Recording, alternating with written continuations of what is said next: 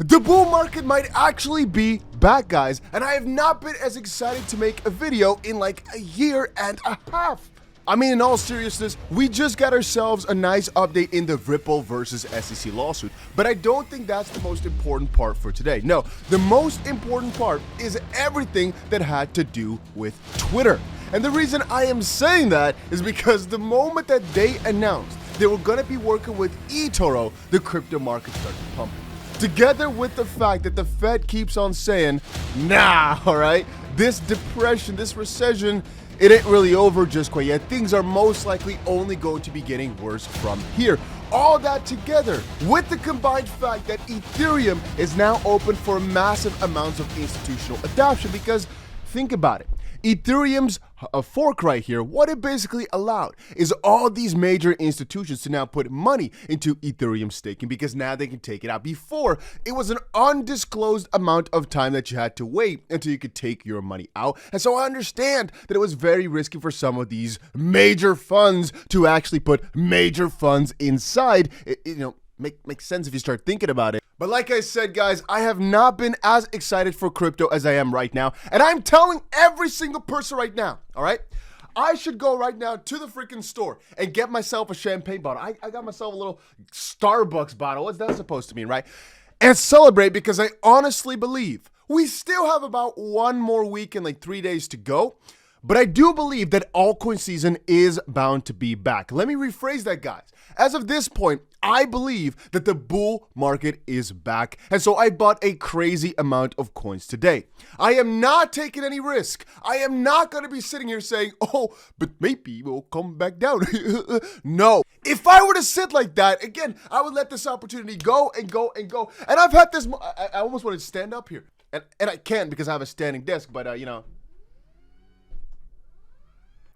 didn't think about that when I set up all these cameras, that was kind of dumb. Anyway, like I said, I've been around the crypto space for 10 freaking years, and one thing I can tell you for certain is that if you want to get extremely rich, you gotta be early, and also, you gotta be the guy that takes a little bit more risk. If you're a person that likes to be very risk averse, not take any risk, just sit back, I hope my crypto will go up, I hope the $6 I bought in Bitcoin is gonna make me a millionaire. I don't want to call you dumb, but it's just very unrealistic. Right now is the time to pay close attention to these markets. I think coins like XRP are extremely juicy potentials. And by the way, guys, if you haven't yet, do two things. One, make sure you put that notification bell on. If things go crazy, which they might because the season is here, I'm going to notify you guys instantly, hopefully, with a video or a live stream. So you gotta be subscribed, or mostly just have the notification bell on for that. But also, guys, and this is extremely important, if you guys have not done it yet, I'm not sure why I did that. That's the news for in just a second.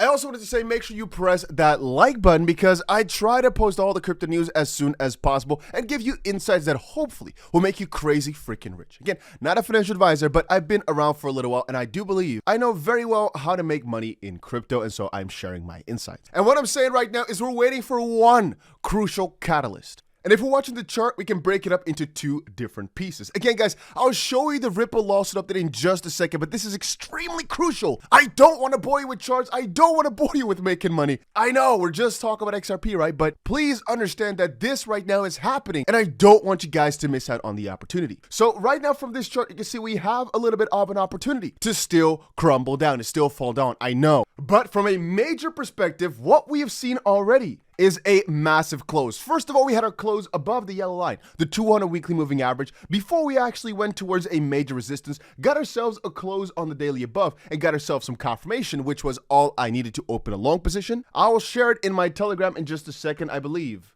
Yes, we right now are in 83% profit. I'll share a screenshot over in my Telegram for the position that we opened together. It's actually on my stream account because I talked about it in a video, and I try to separate my own trades and the ones I specifically talk about in YouTube, so I know you guys could have followed along. I think that's more fun and more fair. Anyway, the only thing that you can tell me is that you're waiting for a weekly confirmation. What I've said, guys, is I'm giving $1,000 away to viewers, to loyal viewers, to people that are here every single time, if Bitcoin closes above $30,000 at the end of this month, and I think it will. I might even up the giveaway, you know, like, let's go crazy because the altcoin season is around the corner. The Bitcoin bull market, the crypto bull market, who cares what you call it? It is here. I'm telling you guys, if you're not preparing right now, no, I'm not going to say it, but it's not the smartest thing to not prepare right now. Anyway, like I was saying with this chart, the only thing it can tell me you might be waiting for is another weekly confirmation. Because right now, this is the first weekly confirmation above our major resistance, and you might want to wait for a breakout candle to close, which is this one, and then a confirming candle, which is the end of next week. But it could honestly be so that you're seeing pumps like, you know, what we saw akin to here, where the price will pump another 15 or so percent, potentially a little bit more, like let's say 25 or so percent, before you then actually get an entry. And that means that Bitcoin might already be at another, you know, at $40,000 or so, $37,500 before you actually decide to step in. And that honestly could be a lot of money difference. So am I guaranteeing that the bull market is back? No, but almost everything is pointing towards it. There's only one slight little hop in the road, as you can clearly see. And so the moment we also break above this one, because again, it's kind of scary, I'd say we're good to go. Again, right now, Bitcoin's dominance is also at a really crazy point, and I just don't think that altcoins are not going to pop off here. Again, guys, I'm just preparing, and later today, I'm going to show you guys a new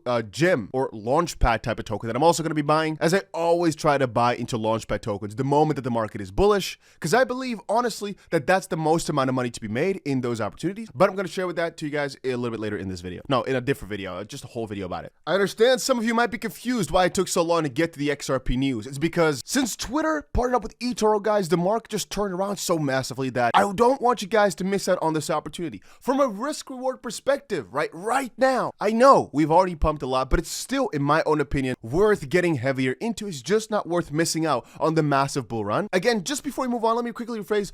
I'd rather lose a little bit of my money trying to catch the start of the bull market now. We're already up 100%. Ethereum is tripled from the bottom. Bitcoin has doubled from the bottom. We're not at the start of the start anymore. That's not what I'm saying. I'm saying the start of the real massive bull run phase of just plus 80% days. I'd rather miss out on a little bit of my capital. Just let it go down a little bit because I bought too high. Then miss out on the massive opportunity for just millions upon billions of dollars. Okay, it depends on how much you start with, obviously. But trust me when I say that if you're starting with $10,000. If you're not ending this with a couple million, you're playing the wrong game, which is why I'm putting so much emphasis on this, because I'm not a financial advisor, but I honestly believe that us together here are going to make many, many millionaires around this channel. Ripple, two major news parts. One is Ripple's response to the SEC's letter, and second is the liquidity hub is now open. I don't know why it refreshed just now, very annoying. And make sure you understand that the Ripple case could be over any single day. You know, I could just all of a sudden upload a video tomorrow where it's all over, and that's sometimes kind of strange to realize. Anyway, James Filan posted this about 12 hours ago. The Ripple defendants have filed the response to the SEC's letter of supplemental authority regarding the SEC's motion for summary judgment.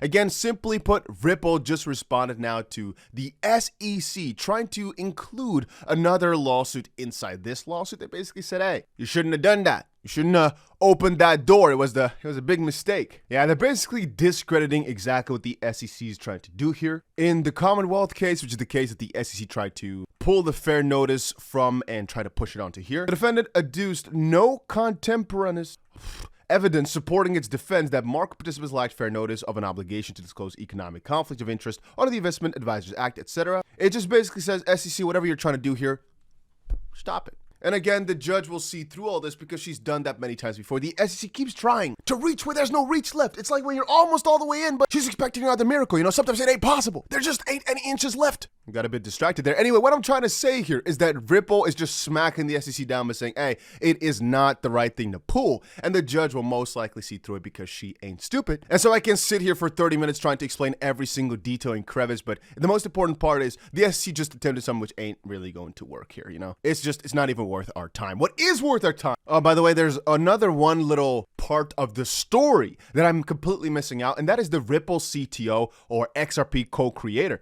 actually going in more about questions. One of the things he, for example, states is that ODL volume could be 60% of Ripple net, meaning, you know, the parts of Ripple services here, specifically from the RippleNet software, that utilizes XRP could be as high as 60%, which is wild. Getting customers to be able to easily use ODL when, if they choose to do so, in my opinion, is still a huge win. And another fun question is always, Ripple, why do you hold so much? Why do you make so much money on XRP? And there's obviously the deadly little caveat between either you hold too much, so you're trying to sell it to make sure it's more evenly divided, or you sell too much and you should just hold it. And again, I explained before why burning doesn't work. Anyway, the news that I mostly tried to talk about was actually this right here.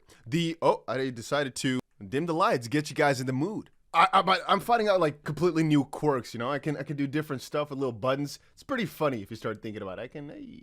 I'm just always playing. That makes recording this stuff also a lot of fun, the different things that I can try out. Anyway, seamlessly bridge traditional fiat systems with the new world of crypto. Find out how your business can unlock immediate real-world value through crypto and blockchain with Ripple Liquidity Hub. And you can see Crypto already also post. The Ripple Liquidity Hub includes Bitcoin, Litecoin, Bitcoin Cash, Ethereum Classic, Litecoin. Not sure why she said Litecoin twice.